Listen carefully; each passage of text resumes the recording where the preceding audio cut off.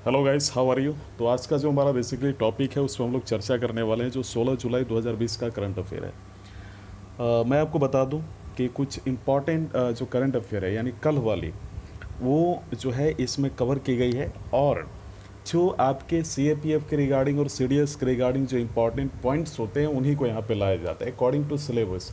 Right, ऐसा नहीं कि हम किसी भी अगर मान लो कोई स्कीम इंडिया में स्टार्ट हुआ तो उसको हम यहाँ पे आकर इंट्रोड्यूस करें। बट आत्मनिर्भर भारत जैसी अगर स्कीम है या अगर इनिशिएटिव है तो उसको हम समझ सकते हैं। लेकिन उज्ज्वला स्कीम इस तरीके की नहीं आती है आपके एग्जामिनेशन में, तो आपको एग्ज़ाम का डिमांड समझना है। तो हमारा जो पहला जो पॉइंट है आप देख सकते हो, आज़ाद पटन हाइडल पावर प्रोजेक्ट। तो इस बारे में हम लोग बेसिकली चर्चा करने वाले हैं। देखिए, मैं आपको बता दूं कि यह जो है 700 यानी इसका जो चर्चा का कारण जो है इस बारे में हम लोग बाद में बात करेंगे इसके बारे में। लेकिन चर्चा का जो कारण बना हुआ है ये है कि पाकिस्तान और चीन ने चीन पाकिस्तान आर्थिक गलियारे यानी सी पी ई सी के तहत इस परियोजना के निर्माण हेतु एक जो हम बोल सकते हैं मेमोरेंडम ऑफ अंडरस्टैंडिंग या फिर जो भी आप उसको बोलो या फिर समझौते पर उन्होंने हस्ताक्षर किए हैं। लेकिन एक बात आती है कि अगर हम सी पी ई सी की जब बात करते हैं तो हमारे लिए काफ़ी इंपॉर्टेंट हो जाता है। मैं आपको बता दूं कि चीन पाकिस्तान आर्थिक गलियारा, इसको उर्दू में पाकिस्तान चीन इक्तिसादी राहदारी, एक बहुत बड़ी वाणिज्यिक परियोजना है जिसका ऑब्जेक्टिव जो है वो ये है कि साउथ और अगर वेस्ट पाकिस्तान से चीन के जो है नॉर्थ वेस्ट स्वायत्त क्षेत्र से सी जियांग तक ग्वादर बंदरगाह, राइट, रेलवे और हाईवे के माध्यम से तेल और गैस के कम से वितरण करना है। तो स्थिति इसकी आपको मैं बताता हूँ। एनर्जी प्रोजेक्ट ऑपरेशनल और special economic zone under construction 2020 है। स्थापना दिवस है 22 मई 2013, 7 साल पहले। देश चीन पाकिस्तान इसमें इन्वॉल्व है।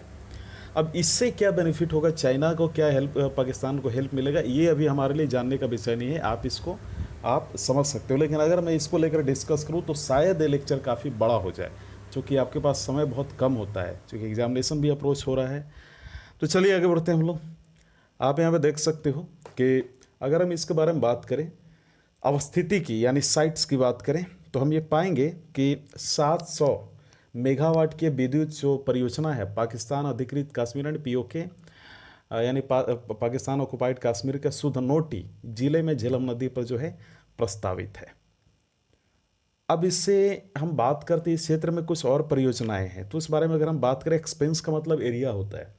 कोहला जल विद्युत परियोजना, ये 1100 मेगावाट की क्षमता वाली जल विद्युत परियोजना मुजफ्फराबाद के पास झेलम नदी पर है। अब ये कोहला वेंचर क्या है, इस बारे में हमें डिटेल में नहीं जाना है। रिमेंबर दिस पॉइंट, हमें पीएचडी नहीं करना है। We have to understand basics of the particular terms. Karot hydro power station Jhelum नदी पर पाकिस्तान के पंजाब प्रांत में रावलपिंडी जिले तथा पाकिस्तान अधिकृत कश्मीर के कोटली जिले के सीमा पर स्थित है। अगला, गिलगित बाल्टिस्तान में दो जल विद्युत परियोजनाओं को योजना बनाई गई है। पहला कौन सा है, फंडार हाइड्रो पावर, राइट, और दूसरा कौन है, गिलगित के KIU, ये याद रखना है। आगे बढ़ते हैं हम लोग। अगला हमारा है माउंट ब्लैंक माउंटेन रेंज अ लिक्विफाइंग ग्लेशियर, चर्चित स्थल है। और आपको मालूम है प्लेस न्यूज़, पर्सन न्यूज़ इस प्रकार की ज़्यादातर CAPF में पूछी जाती है, तो ये प्लेस न्यूज़ है। तो चर्चा का कारण क्या है, देखिए हाल ही में हुआ गया कि यूरोप के माउंट ब्लांक जो पर्वत श्रेणी है यानी माउंटेन रेंज, उसके ग्लेशियर के पिघलने से, लिक्विफाइंग मतलब होता है पिघलना, पिघलने से वहाँ पर पिछले 54 वर्षों से दफन भारतीय समाचार पत्रों को नष्ट कर दिया है। इनमें से कुछ अखबारों में वर्ष 1966 में इंदिरा गांधी की चुनावी जीत के संदर्भ में भारत की प्रथम महिला प्रधानमंत्री जैसे शीर्षक वाली ऐतिहासिक महत्व के अखबार उसमें शामिल थे। अब इसमें एक चीज़ और आपको समझना है। यह समाचार पत्र माउंट ब्लॉन्क पर 24 जनवरी 1966 को दुर्घटनाग्रस्त हुई एयर इंडिया के उड़ान 101 और बोइंग 707 विमानों के अवशेष में से थे। साथ ही साथ दुर्घटना में 177, याद रखना है, सवार यात्रियों की मौत हो गई थी। इनमें भारत के परमाणु कार्यक्रम के जनक होमी जहांगीर भाभा भी थे। अब इनके बारे में तो जानना काफ़ी इंपॉर्टेंट हो जाता है, तो चलिए इनके बारे में जानते हैं। मैं बता दूं कि होमी जहांगीर भाभा भारत के एक प्रमुख वैज्ञानिक और हम बोल सकते हैं न्यूक्लियर, आप बोल सकते हैं nuclear physicist, founding director and professor of, हम जिसको बोल सकते हैं प्रोफेसर थे टाटा इंस्टीट्यूट ऑफ फंडामेंटल के, और जिन्होंने भारत के परमाणु ऊर्जा कार्यक्रम की कल्पना की थी, फर्स्ट इमेजिनेशन इनिशिएटिव हम बोल सकते हैं। उन्होंने मुट्ठी भर वैज्ञानिकों यानी कुछ वैज्ञानिकों की सहायता से मार्च 1944 में नाभिकीय ऊर्जा यानी हम बात कर सकते हैं न्यूक्लियर प्रोजेक्ट पर अनुसंधान जो है रिसर्च करना शुरू किया था। इनका जन्म हुआ था 1909 में 30 अक्टूबर को मुंबई में हुआ था। मृत्यु हुई 24 जनवरी 1966 माउंट ब्लॉक में। और पूर्ण नाम इनका जो है होमी जहांगीर भाभा है। इनको पुरस्कार पद्म भूषण भी मिला, याद रखना। इनका जो शिक्षा है द इंस्टीट्यूट ऑफ साइंस 1927 में हुआ था। और इनका जो माता पिता हम जिसे बोल सकते हैं जहांगीर और मौसूजी भाभा और मेहरीन भाभा हैं। तो ये याद रखना आपको, इतना ही हमारे लिए इम्पोर्टेंट था। तो चलिए आगे हम लोग इसके बारे में और जानते हैं, इस लोकेलिटी के बारे में, राइट। देखिए इसकी अवस्थिति की जब हम चर्चा करते हैं तो माउंट ब्लॉक यूरोप में माउंट एल्बर्स के बाद दूसरा सबसे ऊंचा पर्वत है। वहीं अगर हम दूसरी बात करें, यह आल्प्स और पश्चिमी यूरोप का सबसे ऊंचा पर्वत भी है। यूरोप की छत भी इसे कहा जाता है, याद रखना आपको। और साथ ही साथ आप सभी को यह समझना है कि इसे फ्रेंच में व्हाइट माउंटेन के रूप से भी जाना जाता है। एंड इटली और फ्रांस के बीच की सीमा माउंट ब्लॉक के शिखर से होकर गुजरती है, बहुत इंपॉर्टेंट है। Vallarpadam terminal of Cochin port Kerala की अगर हम बात करें तो ये भारत का पहला ट्रांसशिपमेंट हब है। देखिए हुआ क्या है कि कोचिन बंदरगाह के बल्लरपद्दम या फिर वल्लालारपद्दम टर्मिनल की जो है परिकल्पना भारत के पहले ट्रांसशिपमेंट बंदरगाह के रूप में की गई है। ये चीज़ याद रखना आपको। देखिए मैं कभी कभी कुछ हिंदी के शुद्ध वर्ड यूज इसलिए कर रहा हूँ कि मैंने आपको पहले भी बता दिया है, जो हमारे हिंदी माध्यम के बच्चे उनके लिए थोड़ी आसानी होगी, बाकी इंग्लिश माध्यम के बच्चे अच्छे से इसको समझ सकते हैं।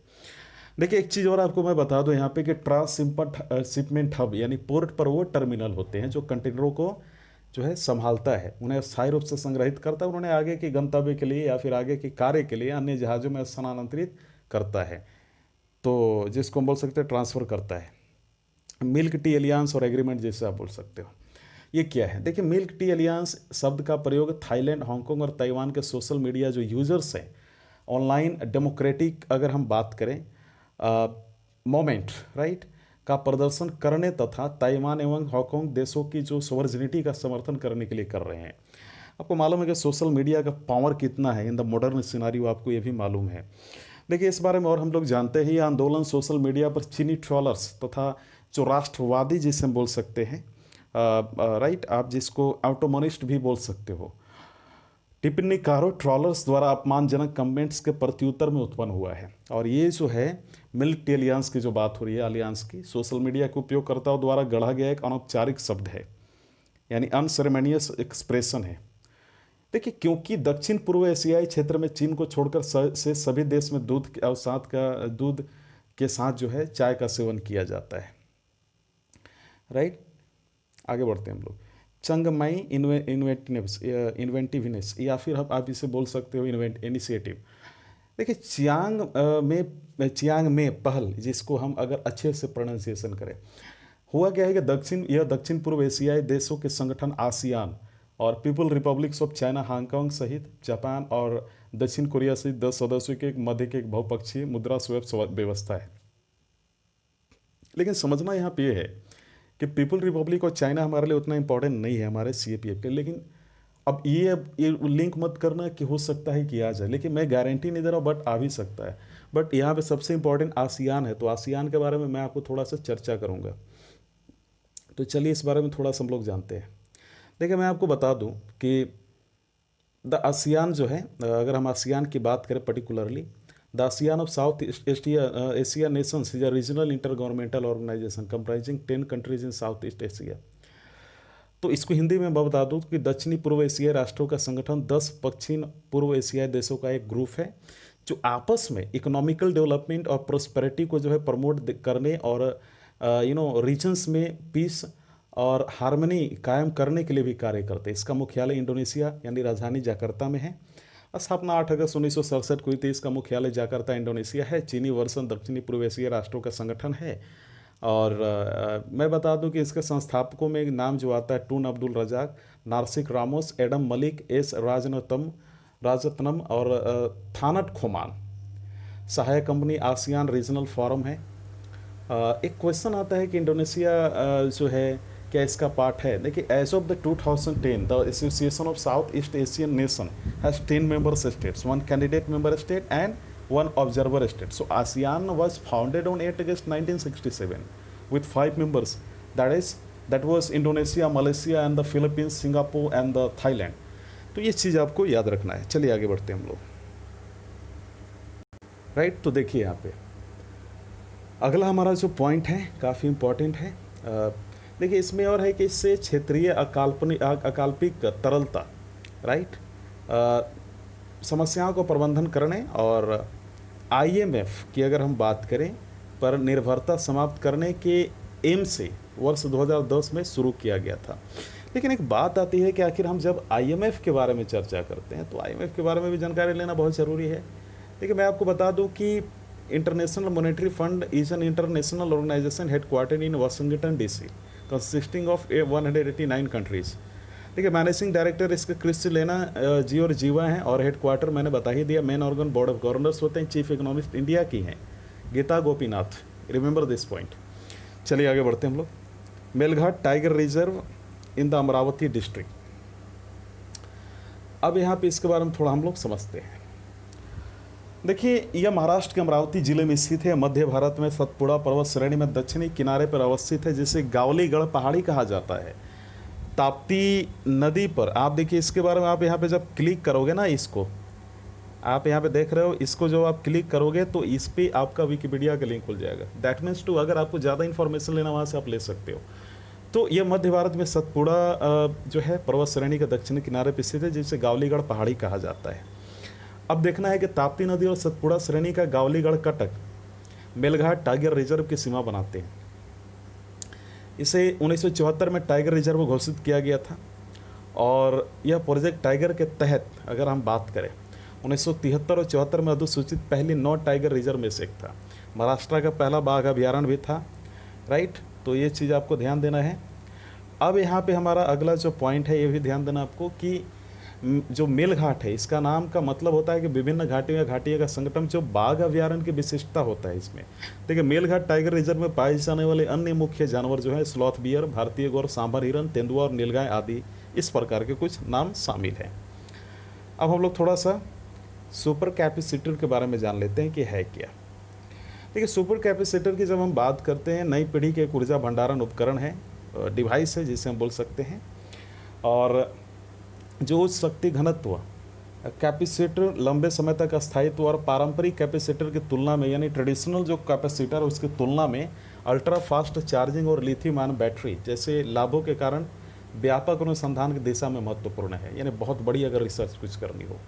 सुपर अगर कैपेसिटर की हम बात करें इसके कैपेसिटर के बारे में, तो इसके 4 मुख्य फैक्टर्स होते हैं, घटक होते हैं, जैसे इलेक्ट्रोड, इलेक्ट्रोलाइट, सेपरेटर।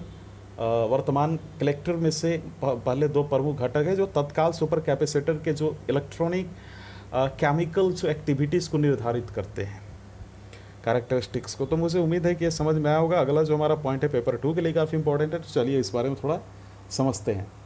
देखिए पेपर 2 को लेकर जो भी यहाँ पे पॉइंट यहाँ पे लाने की कोशिश की जाती है, ये में भी हो सकता है ऐसे में भी आ जाए, हो सकता है कि आपके आर्गुमेंट्स में आ जाए, या फिर हो सकता है कि आपकी रिपोर्ट्स में आ जाए। देखिए हाल ही में सतत विकास स्तंभ यानी सस्टेनेबल ग्रोथ पिलर के संयुक्त कार्य समूहों के बैठक में भारत ऊर्जा मॉडल फोरम का जो है इनिशिएशन किया है, राइट। अब यहाँ पे इसके मास्टरपीस हम समझते हैं इस बारे में, बैकग्राउंड्स के बारे में।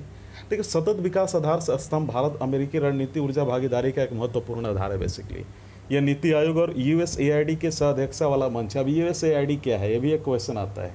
मैं बता दूं कि United states agency for international development संयुक्त राज्य अमेरिका की संघीय सरकार की एक स्वतंत्र एजेंसी है, यानी इंडिपेंडेंट हम बोल सकते हैं, जो मुख्य रूप से नागरिक विदेशी सहायता यानी सिटीजन्स फॉरेनर कॉपरेशन और विकास सहायता के लिए जिम्मेदार है। कर्मचारियों की संख्या पूछता नहीं है कोई, लेकिन मैं बताता हूँ 3893 है। मुख्यालय इसका यानी हेड क्वार्टर वाशिंगटन डीसी में है, यूएसए में। देखिए इसके संस्थापक जो हैं जॉन एफ कैनेडी, एक प्रेसिडेंट भी रह चुके हैं यूएसए के। स्थापना इसका 3 नवंबर 1961 का हुआ। वार्षिक बजट 27.2 बिलियन जो यूएस डॉलर है, और सहायक कंपनियां जो है ऑफिस ऑफ ट्रांजिशन इनिशिएटिव है। तो ये चीज़ आपको थोड़ा सा ध्यान में रखना है। चलिए आगे बढ़ते हैं। देखिए सतत विकास आधार यानी अगर हम जब इसकी बात करते हैं तो 3 प्रमुख गतिविधियों के रूप में ऊर्जा डेटा प्रबंधन, ऊर्जा मॉडलिंग प्रबंधन और कम कार्बन उत्सर्जित वाली प्रौद्योगिकी की सहायता पर ही बेसिकली जोर देता है। मैं बैकग्राउंड की चर्चा नहीं कर रहा था, एक गठन की चर्चा कर रहा था। ये चीज़ आप ध्यान देना थोड़ा सा। अब ये चीज़ हम लोगों ने देख लिया, तो साथ ही साथ आपको समझना है इंटेंट्स के बारे में कि आखिर इसके उद्देश्य क्या हो सकते हैं।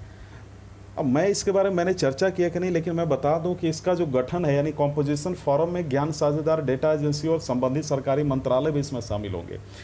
इनिशियल लेवल पर नीति आयोग जो है मंच की गतिविधियों का समन्वय करेगा और इसकी शासकीय यानी एडमिनिस्ट्रेटिव जो स्ट्रक्चर है उसको अंतिम रूप देगा। ये इसका उद्देश्य क्या है मैं इस बारे में आपको बताता हूँ। इसका देखिए मेन जो गोल है, महत्वपूर्ण ऊर्जा और पर्यावरण में संबंधित महत्वपूर्ण मुद्दों पर चर्चा करने के लिए एक मंच प्रदान बेसिकली ये करेगा। वहीं दूसरी ओर निर्णय लेने की प्रक्रिया से भारत को अवगत कराना इसका काम है। मॉडलिंग टीमों, सरकारों और ज्ञान की भागीदारियों, वित्त पोषकों के बीच सहायक में सुधार करना भी इसका एक ऑब्जेक्टिव है। और साथ ही साथ विचारों के आदान प्रदान को सुगम बनाना और उच्च गुणवत्ता वाले अध्ययन सुनिश्चित करना, विभिन्न स्तरों यानी डिफरेंट लेवल्स पे और डिफरेंट एरियाज में, सेक्टर्स में ज्ञान के बीच परस्पर कमी की पहचान करना और भारतीय संस्थानों की क्षमता बढ़ाने में मदद करना। तो इन सारी तमाम चीज़ों पे हम लोगों ने डिस्कस किया। मुझे उम्मीद है कि आपको समझ में आया होगा, लेकिन इससे पहले मैं आपको बता दूं कि ऊर्जा मॉडलिंग क्या है, ये भी जानना जरूरी है। देखिए ऊर्जा मॉडलिंग एक हम बोल सकते हैं प्रक्रिया, प्रोसेस है जिसमें ऊर्जा प्रणालियों की जो कंप्यूटर मॉडल तैयार किए जाते हैं और इसके बाद इनका एनालाइज किया जाता है। तो इस तरह के जो मॉडल हैं ऑफनली किसी परियोजना में टेक्निकल और इकोनॉमिकल हम अगर बात करें जो कंडीशंस है उसके टर्म्स में, उसके इंस्टेंस में विभिन्न यानी डिफरेंट जो अनुमानों के परीक्षण एग्जामिन हेतु परिदृश्य विश्लेषण का उपयोग करते हैं। और एज ए कंसिक्वेंस प्रणाली की जो व्यवहार्यता है, ग्रीन हाउस गैस उत्सर्जन, संचयी वित्तीय लागत और प्राकृतिक संसाधन उपयोग तथा प्रणाली की ऊर्जा दक्षता के बारे में पता चलता है। तो एक बात यहाँ पे आती है कि ईएमएफ आखिर क्या है। देखिए एनर्जी मॉडलिंग फोरम की अगर बात मैं करूँ तो यूएसए में इसकी स्थापना 1976 में स्टैनफोर्ड विश्वविद्यालय यूनिवर्सिटी में सरकार, उद्योग और विश्वविद्यालय और अन्य रिसर्च ऑर्गेनाइजेशन के प्रमुख मॉडलिंग एक्सपर्ट्स और नीति जो निर्माताओं के को एक साथ लाने के लिए की गई थी बेसिकली। इस फॉरम का उद्देश्य या फिर इस फॉरम को लेकर हम एक और फैक्ट की अगर बात करें तो ऊर्जा और पर्यावरण से संबंधित समकालीन यानी कंटेम्प्रेरी जो मैटर्स हैं उन पे डिस्कशन के लिए एक न्यूट्रल स्टेज इनका प्रदान करना भी इनका काम है। तो मुझे उम्मीद है कि आज का वीडियो लेक्चर आपको पसंद आया होगा। वीडियो देखने के लिए धन्यवाद।